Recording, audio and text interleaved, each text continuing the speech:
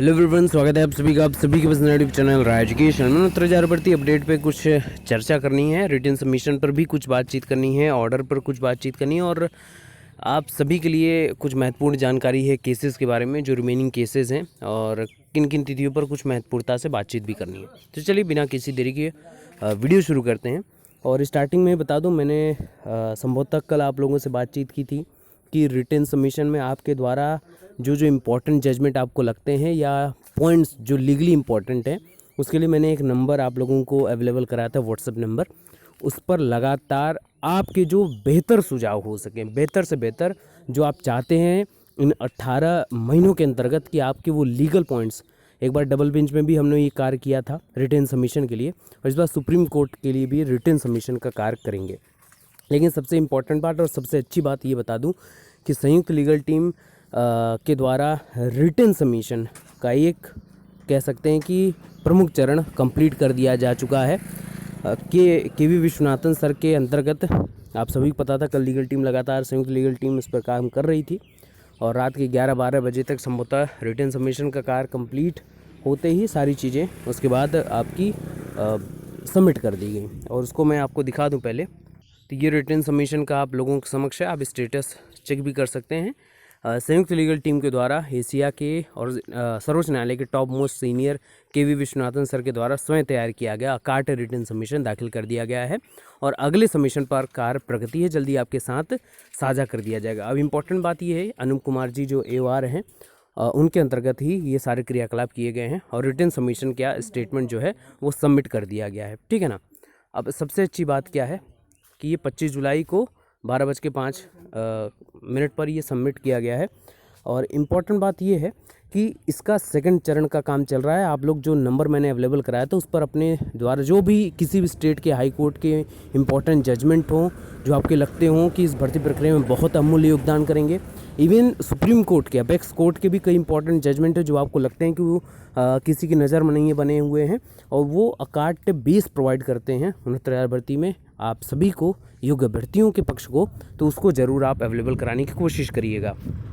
तो ये written submission पे बात रही। अब इम्पॉर्टेंट बात है केसों के बारे में। तो केस एक सबसे इम्पॉर्टेंट केस है, 6 अगस्त को लगा हुआ है CBI जांच और भर्ती रद्द प्रकरण के मामले में।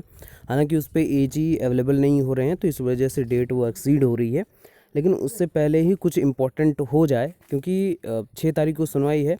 लेकिन अपना जो ये ओवरऑल जजमेंट है जो रिज़र्व हुआ है 24 तारीख को सुनवाई कराकर, वो लगभग अभी कम से कम मैंने बोला कि 15 तारीख के आसपास आपको देखने को मिल सकता है। उम्मीदें यही हैं।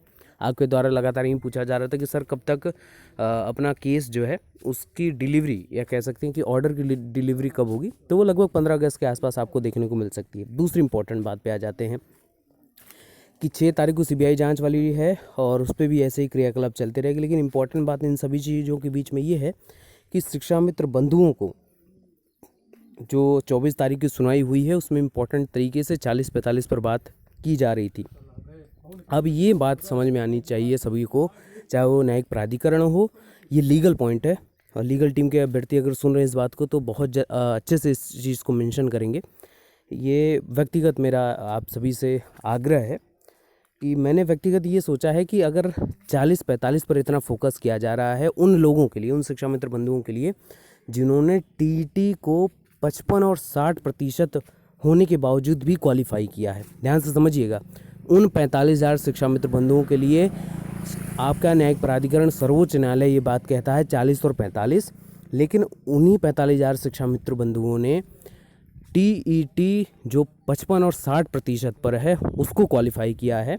तो आगे की जो सुपर TET एग्ज़ाम होगी वो उससे कम तो नहीं आंकी जा सकती है, सीधी और स्पष्ट बात है। ठीक है ना। तो 55-60 से ऊपर ले जाया गया है, वो भी बहुत ज़्यादा नहीं, 5%।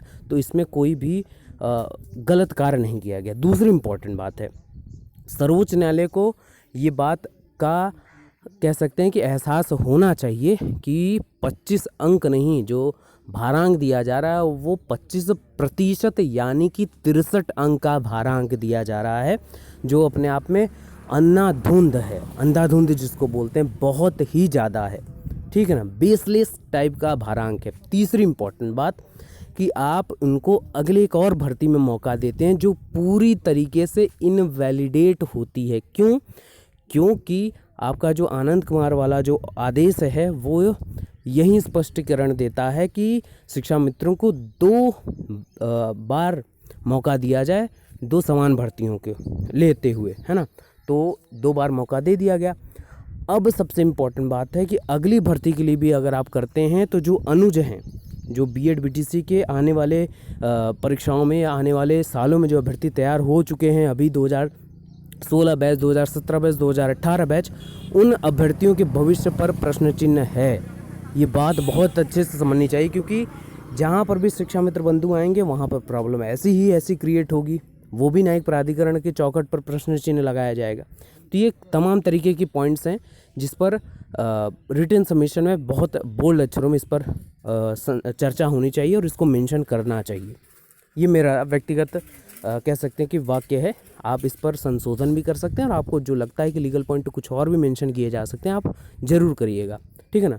तो दिए गए व्हाट्सअप नंबर जो आप लोगों से मैंने अवेलेबल कराया था, उस पर अपनी तरफ से जो भी ऑर्डर्स हों, जो भी चीज़ें हों, आपको लगती हों कि लीगली इसको रिटन सबमिशन में जगह देनी चाहिए और इसको जगह देने से हमारा पक्ष जो है मेहनतकश अभ्यर्थियों का पक्ष जो है मजबूत हो सकता है।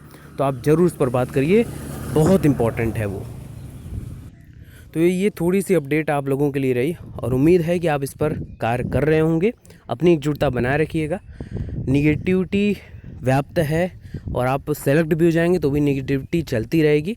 तो निगेटिविटी छोड़कर हमको सकारात्मक दृष्टिकोण लेकर आगे बढ़ना है और हम बढ़ते आए हैं और आगे बढ़ते भी रहेंगे। जीता है, जीतेंगे। हर हर Mahadev. Best of luck. Thank you so much.